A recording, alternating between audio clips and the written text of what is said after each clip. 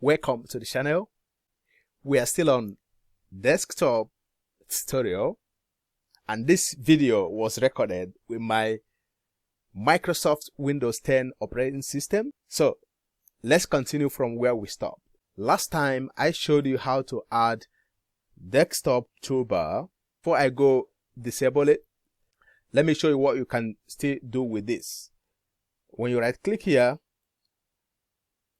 when you right click on this desktop, then you can show the desktop. Just navigate to show the desktop, and here we go. So from here I will show you how to hide all these icons so that there will be no icon on your desktop.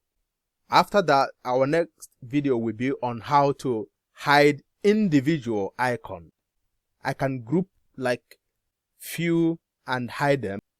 So let me show you how to hide your icons on your desktop. Right click, then go for view and navigate to show desktop icons. As you can see, it's marked. So if I click, everything disappeared. As you can see, we don't have any icon any longer. So to get your icons back, right click again and go for view. From there you can go for show desktop icons. They are back again. You can arrange them by name, by size, by item, or by date modified. So if I go for item type, let's see what will happen.